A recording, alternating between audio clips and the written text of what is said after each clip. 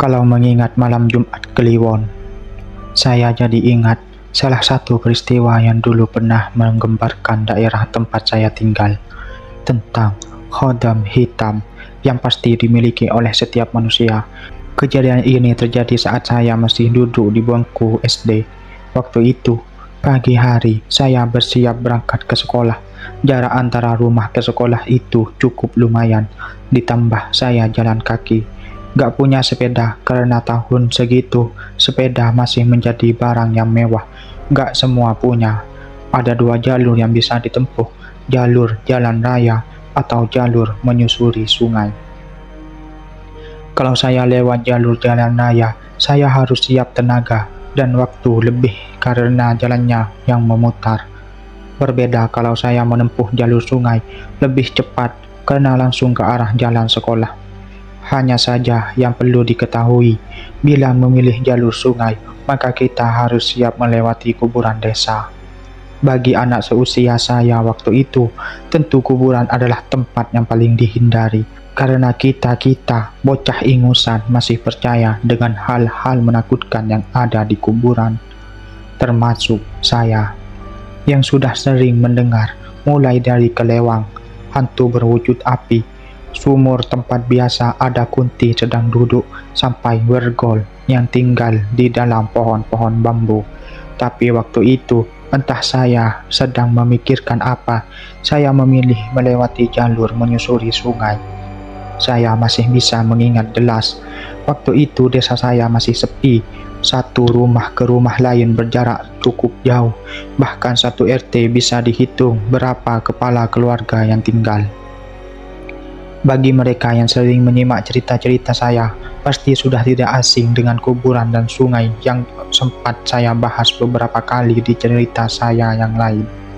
Nah, disinilah ada kejanggalan saat saya mulai memasuki area perkuburan, di mana sudah jarang ada rumah lagi yang terlihat, hanya latar tanah yang luas dengan pohon-pohon bambu yang sesekali tertiup angin.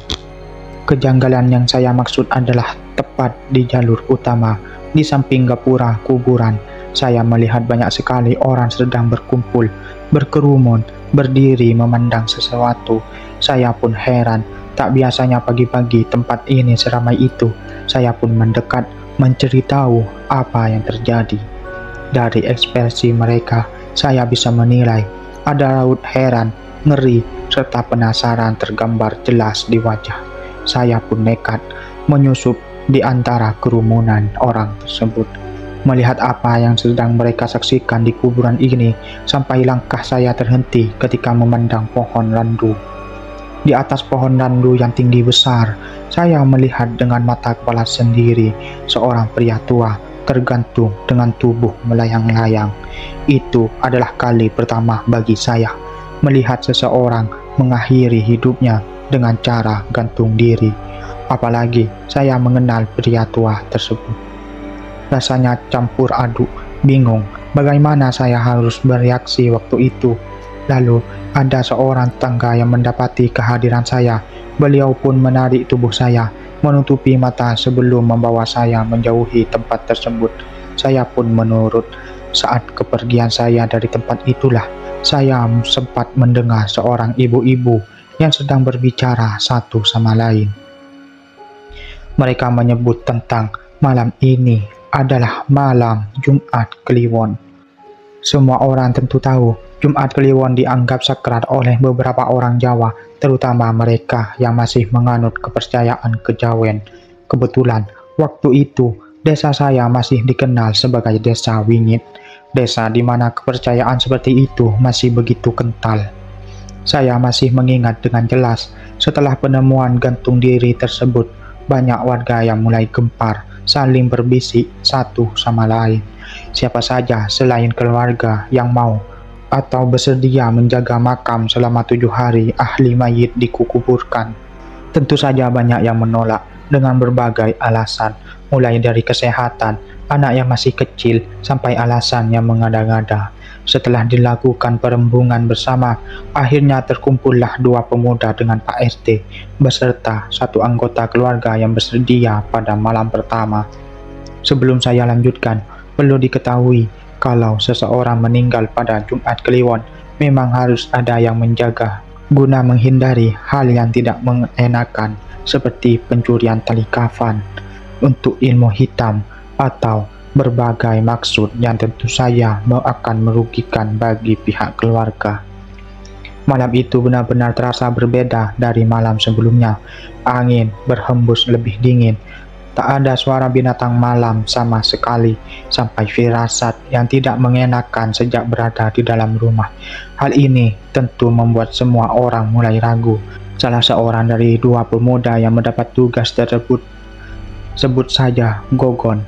Beliau sebenarnya ingin menolak saat itu, namun salah satu anggota keluarga almarhum adalah sahabat karibnya, sehingga dengan terpaksa dirinya mengiyakan ajakan sahabatnya itu. Seharian Gogon tidak bisa tidur. Ia mengurung diri di dalam rumahnya. Ada alasan kenapa Gogon sampai hati memikirkan hal ini, karena yang dia jaga bukan sembarang mayit, melainkan mayit yang meninggal karena bunuh diri. Hal ini tentu saja membuat dirinya merasa was-was. Kematian yang buruk biasanya membawa bala atau bencana. Namun, Gogon tak bisa berbuat apa-apa. Ia sudah mewanti-wanti dirinya bila ia hanya ikut untuk menjaga satu malam sebagai ganti rugi rasa tidak enaknya kepada sahabat karibnya yang sedang berduka. Tanpa terasa, malam sudah tiba. Gogon masih menunggu di dalam rumah. Pak RT sendiri sudah menjelaskan nanti yang berjaga akan beliau jemput satu persatu. Gogon hanya duduk mengisap kopi di ruang tengah, menunggu sampai akhirnya terdengar suara ketukan di depan pintu. Ia berdiri. Gogon membuka pintu. Ia terkejut melihat Andi, sahabat karibnya, anak dari almarhum yang meninggal, sudah datang menjemput dirinya lebih dulu. Ia tersenyum dengan Gogon, mengajak dirinya untuk berangkat, tapi sejenak Gogon merasa ragu. Ia tak melihat kehadiran Pak RT dan Ferdi.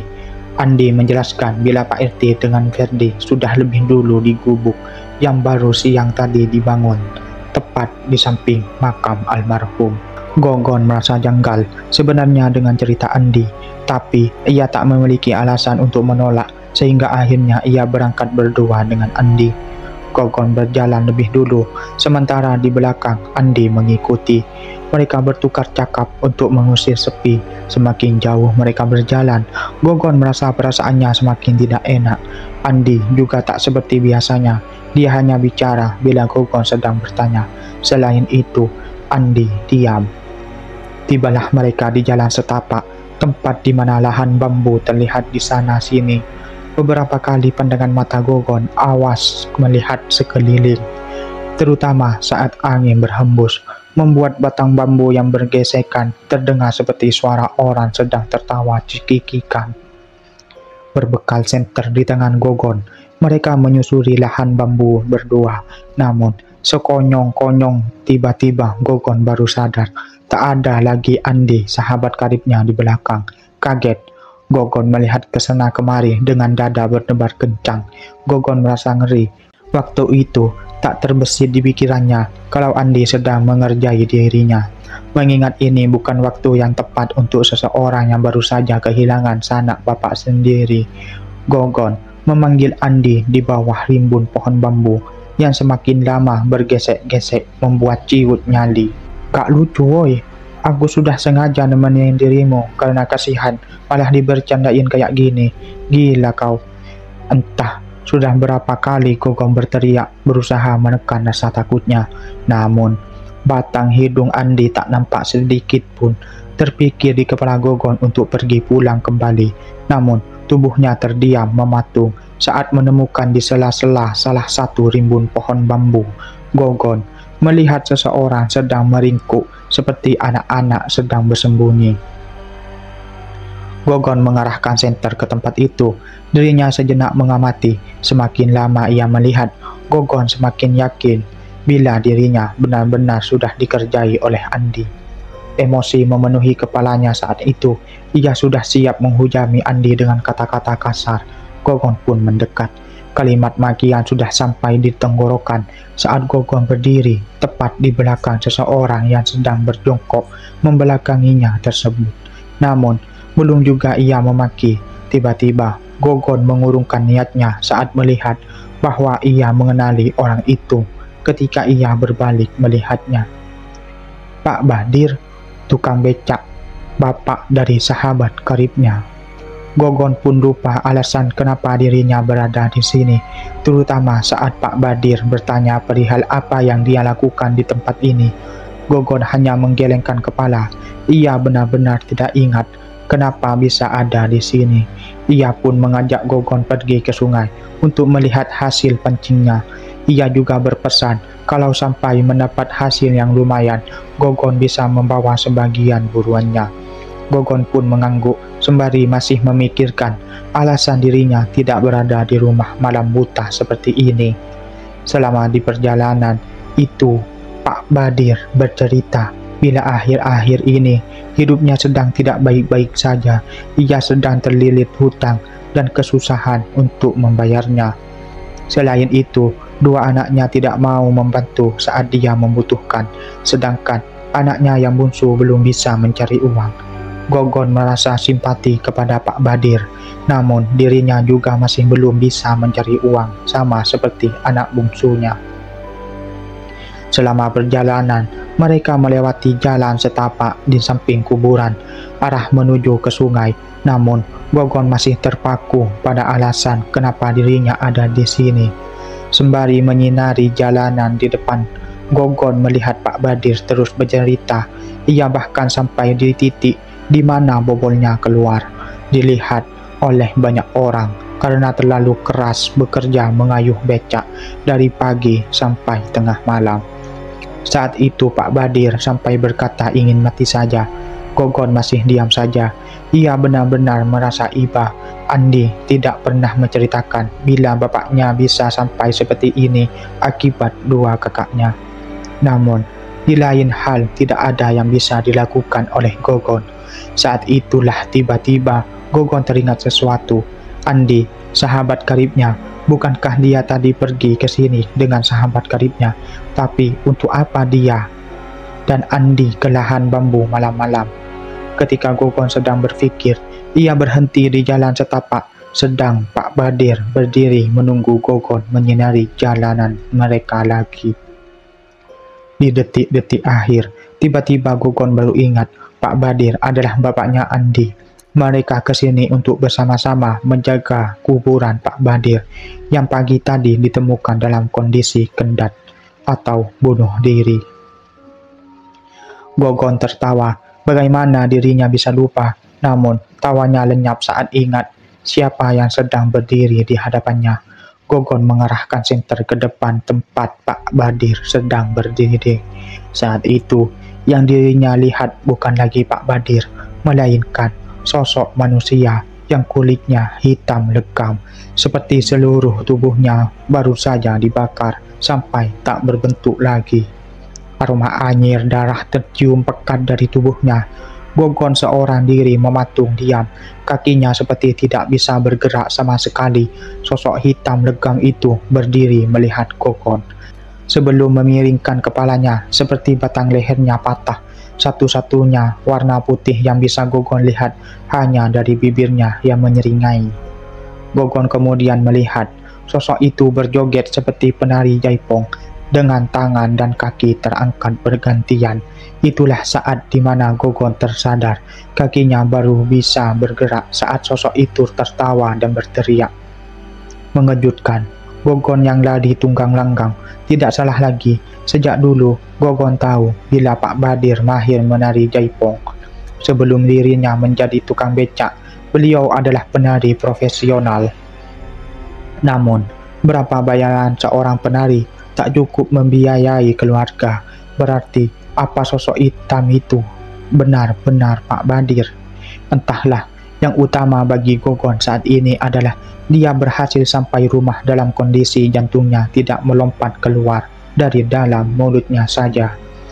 Persetan dengan jaga makam, kalau yang dijaga saja sedang jalan-jalan. cerita ini menjadi buah bibir seminggu penuh di warung desa, sehingga semua orang, bahkan termasuk saya, sampai tahu ceritanya. Tapi apa? Semua berhenti sampai di sini. Beda dengan cerita Gogon, Pak RT dan yang lain punya ceritanya sendiri. Malam itu Pak RT mengaku dalam perjalanan pulang dari rumah seorang kawan, Pak RT ingin meminta sadut atau jimat. Rencana beliau sudah disampaikan kepada Ferdi. Dia meminta bocah itu bersama dengan Andi menjemput Gogon. Nanti mereka semua bisa bertemu di area pemakaman. Suara motor butut terdengar memecah sunyi. Jam masih menunjukkan pukul 9 malam, tapi jalanan sudah sepi, tak ada orang sama sekali. Ditambah kiri kanan hanya ada borongan, tanah kosong bersemak di sepanjang jalan. Pak RT merasa tidak nyaman, namun ia memaksakan diri. Meski sebenarnya enggan, tapi warga sudah mempercayakan dirinya sebagai ketua RT. Bisa malu dia bila menolak menolong warga yang sedang kesusahan. Ia akhirnya berkelok memilih rute paling dekat dengan makam. Perasaannya was-was mempercayakan semua ini kepada 3 pemuda baru gede. Rute paling dekat saat ini ialah ladang tebu di samping rawa-rawa yang penuh dengan semak belukar rumput gajah. Tempat ini terbilang tempat paling sepi. Tidak ada rumah warga di sana karena tanahnya gembur. Selain itu, banyak rumor mengatakan bahwa tempat itu adalah salah satu tempat paling angker. Pak RT sempat menghentikan laju motor. Ia benar-benar bimbang antara apakah ia mengambil rute ini atau memutar saja. Namun, sekali lagi hatinya was-was. Ia merasa tidak tenang, mengingat sejujurnya sejak tadi bulu kuduknya berdiri. Apa karena jimat yang dia bawa? Namun, setelah memantapkan diri, Pak RT pun melaju motornya masuk ke jalan setapak. Kiri kanan banyak sekali ditemui rumput gajah dengan genangan air yang membentuk kolam. Inilah alasan kenapa tempat ini disebut rawa-rawa desa. Banyak kejadian serta rumor tidak menyenangkan di tempat ini. Dulu, kabarnya ada anak-anak yang pernah bermain di sini dan menemukan sosok mayat bayi mungil yang sengaja dibuang, terapung di atas genangan air, tersembunyi di balik rerumputan.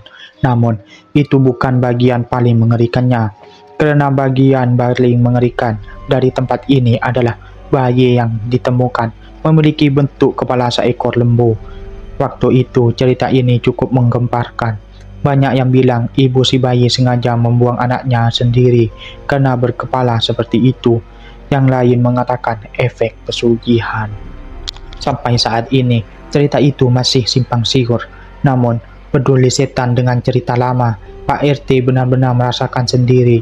Di atas tanah ini ada yang tidak beres, seperti ada yang melihat dirinya mengamati dari tempat yang jauh, menimbulkan efek tidak nyaman sepanjang perjalanan. Namun, Pak RT terus-menerus mengatakan pada diri sendiri, tidak ada yang perlu ditakuti di tempat ini. Tidak ada. Dirinya adalah manusia, makhluk paling sempurna yang pernah diciptakan Tuhan. Pak RT bahkan menantang semua penghuni tak kasat mata untuk menampakkan dirinya. Sampai tiba-tiba, dari arah belakang motornya, dia mendengar suara harimau mengaum. Suara yang benar-benar dirinya dengar dengan sangat jelas, bahkan sampai-sampai membuat keseimbangannya goyah. Suara itu terdengar sangat marah. Seketika Pak RT memohon ampun. Semakin lama, suara itu semakin jauh. Aumannya masih terdengar, hanya saja suaranya samar-samar. Saat itulah, dari jauh Pak RT melihat siluet hitam, siluet seseorang sedang berdiri jauh di depan jalan. Ia diam, seperti sedang menunggu Pak RT mendekat. Awalnya Pak RT mencoba menggunakan logika. Siapa gerangan yang berani keluar di malam seperti ini, seorang diri berjalan di tempat yang tidak mengenakan ini? Rasa penasaran menggerayangi pikirannya. Pak RT terus memacu laju motor miliknya. Ia ingin mengetahuinya, hanya tinggal beberapa dapa. Pak RT melihat seseorang mengenakan celana pendek berwarna biru tua, tubuhnya tinggi dengan bulu kaki yang terlihat, mengenakan sandal jepit. Hanya saja, mulai dari bagian badan sampai kepala, ia menutupinya dengan sarung. mirip seseorang sedang berjaga. Pak RT merasa aneh dengan beliau, namun tidak enak hati bila bertanya, kecuali dia menegur dirinya terlebih dahulu. Namun kenyataannya, dia hanya melihat Pak RT dengan sarung tertutup di kepalanya. Tak ada interaksi apapun. Auman harimau kian gencar terdengar di telinganya. Tepat ketika Pak RT melewatinya, aroma menyengat dari daging yang terbakar tercium di hidungnya. Pak RT melaju motornya, sementara matanya melihat ke spion. Sosok lelaki asing dengan sarung di kepala masih melihat ke arahnya. Ia hanya berdiri diam menyerupai patung batu ganjil. Tentu saja Pak RT bisa merasakannya, namun di dalam hatinya ia bersyukur bisa melewati tempat itu tanpa ada yang terjadi dengan dirinya. Ia segera bergegas menuju ke pemakaman, tidak sabar melihat Ferdi, Andi, dan Gogon di sana.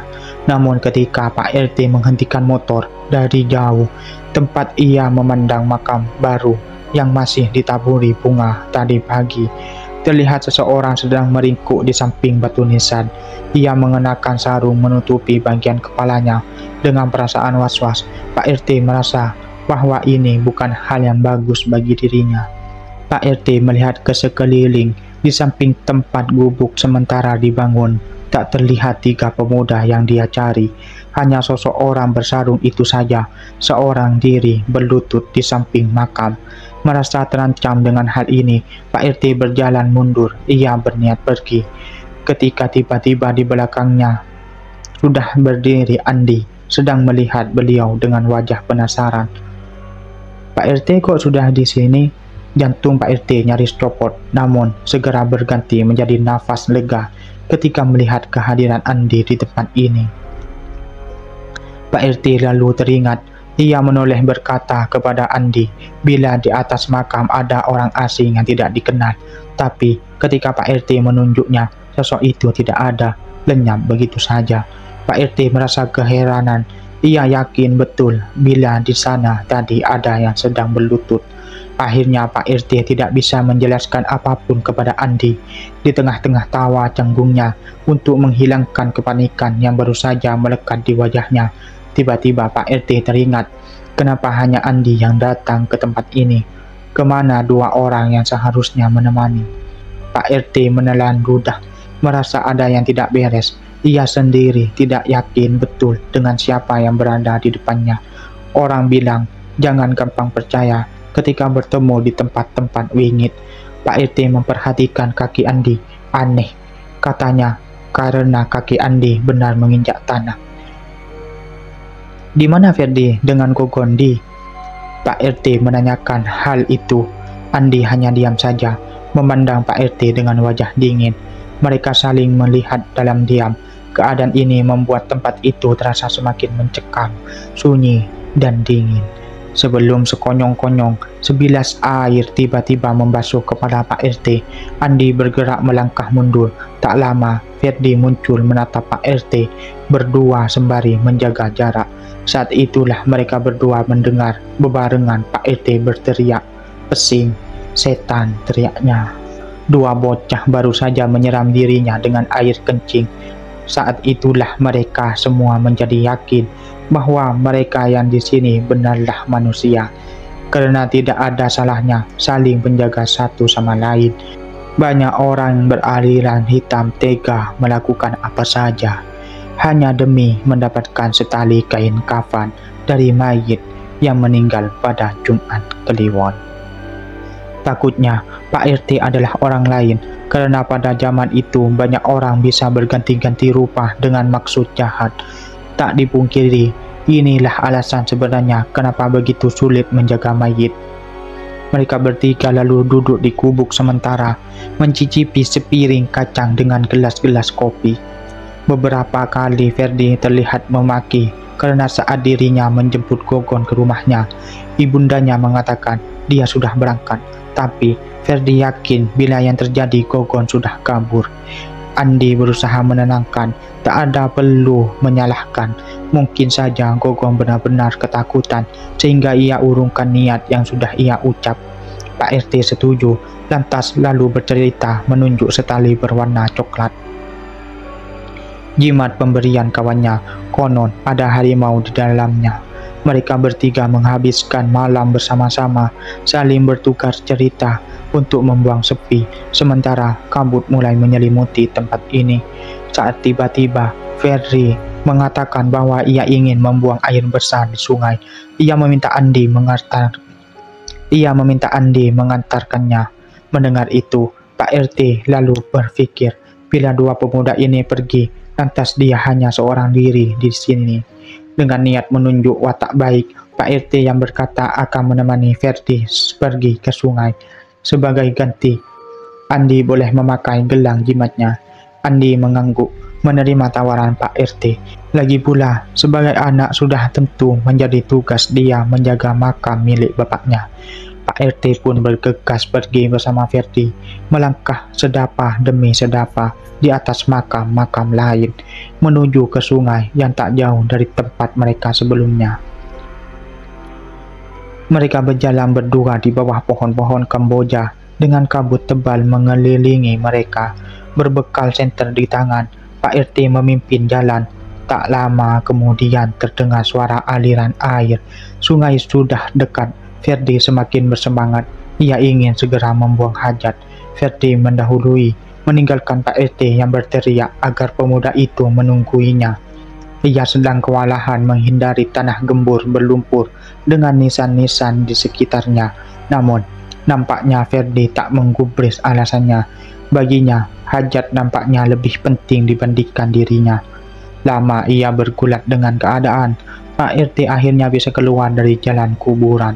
Ia berdiri di tepian sungai, menyinari area sekitar sembari berteriak di mana bocah itu sedang berjongkok. Sungai membentuk setapak miring, membuat Pak RT sedikit kerepotan karena tubuh orang tertutup oleh rumput-rumput panjang. Pak RT tak juga mendapat jawaban. Ia masih menyinari area sekitar sebelum pandangan matanya menangkap tangan melambai tak jauh dari tempatnya. Pak RT merasa lega. Rupanya di sana Ferdi berada. Ia mendekat sebelum duduk di atasnya. Tak dilihatnya Ferdi. Di sana, Pak RT duduk bersila sembari matanya mengawasi sekitar. Tiba-tiba tak jauh dari tempatnya terdengar suara berkecimpuk air. Niat usil Pak RT muncul. Ia ingin mengerjai Ferdi. Pak RT lalu bercerita bila konon di sungai ini tinggallah Weltok, hantu dengan wujud anak kecil saat malam tiba. Weltok biasa muncul, menampakkan diri di sungai-sungai kecil, bermain-main layaknya anak-anak. Mereka sangat menyukai ikan, tak jarang ikan-ikan ini yang seringkali menjadi tujuan. Namun, Weltok sangat membenci kehadiran manusia. Untuk itu, saat melihat Weltok, disarankan untuk bersembunyi, tidak bersuara, lalu meninggalkan mereka. Karena bila sampai Weltok mengetahui kehadiran manusia, mereka akan memanggil. Siapapun yang sudah dipanggil tak dapat mengelak dari mereka.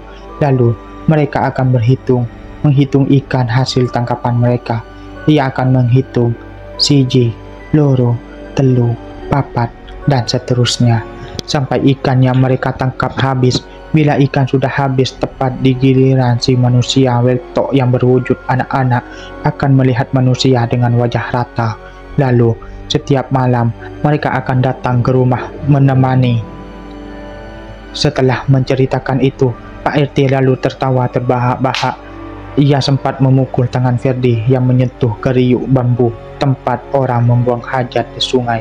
Namun aneh, Ferdi tak mengatakan apapun kepada Pak RT, menjawab pun tidak. Hal ini membuat pria paruh baya itu penasaran. Pak RT menyalakan senter, mengarahkannya ke kiri kanan jalan, memastikan tidak ada siapapun di tempat ini. Lalu, dalam kepalanya ia berniat mengarahkan senter ke arah sungai, tempat Ferdi sekarang membuang hajat. Meski tidak sopan, ia harus memastikan bahwa yang dia jaga benar-benar Ferdi. Tepat senter diarahkan di sana, wujud api membakar tiba-tiba terlihat. Sosok manusia berdiri memanjat dari dalam sungai. Itu adalah kali pertama simpang siur kabar bahwa selain Weltok, sungai adalah rumah bagi Kemamang. Benar-benar bukan sekedar gosip. Pak RT menjatuhkan senter, berlari tunggang langgang. Tak dia sangka sebelumnya, Kemamang memang ada di sungai ini. Ia pikir hanya rumor belaka. Bila buang hajat malam buta, akan cembang Kemamang datang. Ketika berlari di bawah pohon mangga, Pak RT melihat Ferdi memasang celana.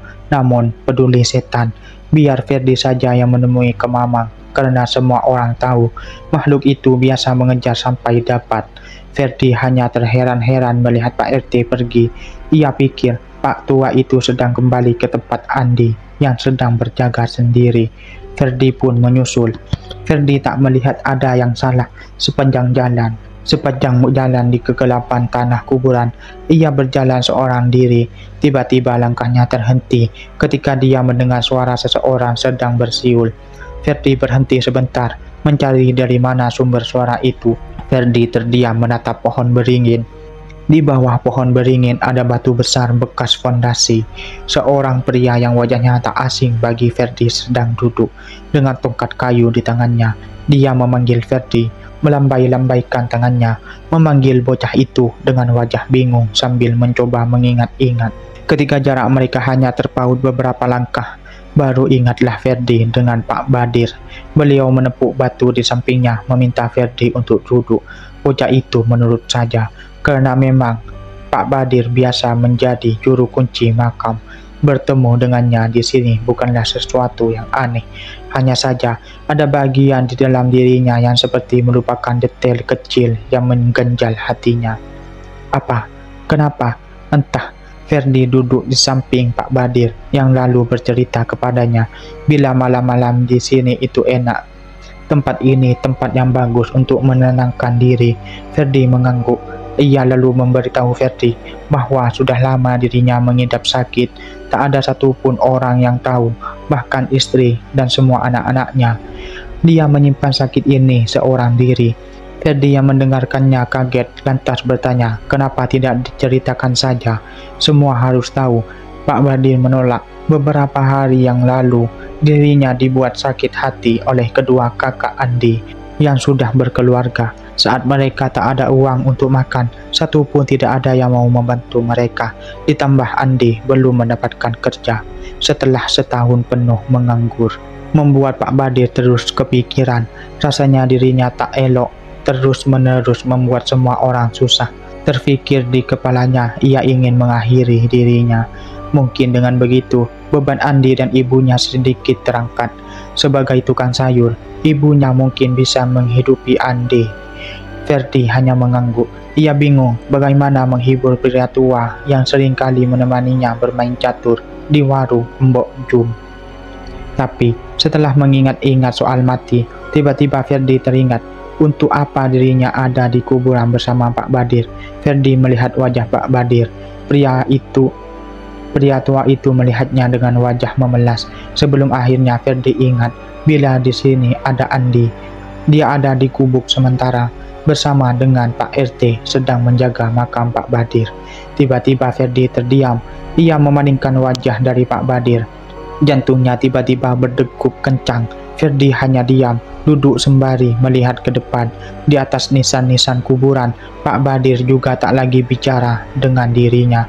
Ferdi ingin melompat lalu berlari, namun entah kenapa tulang kakinya tak bisa diajak kerjasama. Saat itulah tangan Pak Badir merangkul pundak Ferdi. Bila pernah mencium aroma daging panggang yang berbau pekat, itulah aroma yang Ferdi cium. Tangannya hitam legam dengan luka bakar basah yang menjorok berwarna kemerah-merahan. Ferdi hanya diam, sesekali memejamkan mata. Ia ingin menutup hidung, namun sarafnya mati rasa. Dengan berat, Ferdi menoleh, memutar leher untuk melihat sosok Pak Badir yang ada di sampingnya. Rupanya beliau sudah melihat ke arahnya. Ia sudah mengenakan kain kafan, dengan satu tangan terongkok keluar. Wajahnya hitam legam, hancur, dengan mata kosong. Ia memandang Ferdi lekat. Tak membuang waktu, Ferdi melompat. Ia berlari pergi melompati setiap nisan yang dia lihat. Tak dihiraukan apa yang sedang berdiri menatapnya dari jauh. Pak Badir menunjukkan wujud pocong yang tak pernah dirinya duga sebelumnya. Segala semak belukar ia terabas, yang penting dirinya selamat. Di bawah gubuk sementara, Ferdi melihat Andi. Ia jelaskan segala yang dirinya lihat, namun bocah itu tak sedikit pun merasa takut. Mula-mula ia bercerita bila Pak RT sudah lama lewat. Ia bilang tak sanggup untuk melanjutkan tugas menjaga makam bersama. Dengan itu, Andi mengizinkan bila Ferdi juga pergi. Ia tidak keberatan menjaga seorang diri. Baginya saat ini, hanya ini yang bisa dirinya lakukan sebagai anak. Andi terdiam melihat Ferdi dengan nafas terengah-engah. Tidak peduli dengan kata-kata Andi, Ferdi tetap pergi. Ia belum pernah melihat wujud semengerikan itu hanya dari cerita-cerita orang. Ia bukan penakut, namun tak kalah ketika melihat langsung. Ciutlah nyali yang sudah lama dipupuk. Bila memang Andi mau tetap di sini, dia akan tetap pergi. Sebelum Andi memberi Ferdi sesuatu, ia sakukan gelang yang diberi oleh Pak RT tadi. Katanya, esok pagi kesinilah dengan beliau, jemput dirinya. Kena sejak tadi, di belakang pohon besar tak jauh dari tempat mereka sudah ada yang mengamati mereka. Ferdi menoleh melihat kepala pocong mengintip dari sana. Ferdi pun pergi. Andi hanya duduk diam, melihat ke arah makam. Dari jauh terdengar langkah kaki seseorang, langkah kaki yang pernah dirinya kenal. Sosok itu mendekat, lalu duduk di sampingnya. Tak lama, Andi berkata kepadanya, "Maafin Andi, Pak, Andi kangen."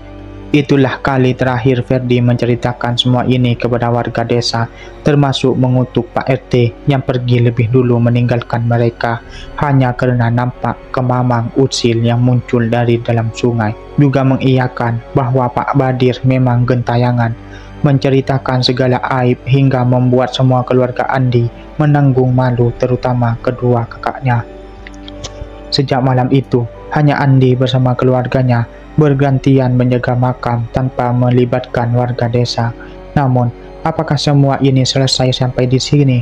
Setiap malam, setelah waktu menunjukkan pukul 12 malam, di rumah-rumah warga sering terdengar suara pintu yang diketuk. Konon, itu adalah Pak Badir yang sedang usil kepada mereka.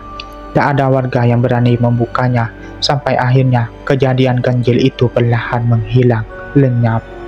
Tetapi wujud yang menyerupai Pak Badir terkadang muncul, namun tak lagi mengganggu warga kampung. Hanya tamu-tamu yang kebetulan lewat saja yang bila beruntung akan melihatnya berdiri di bawah pohon nandu.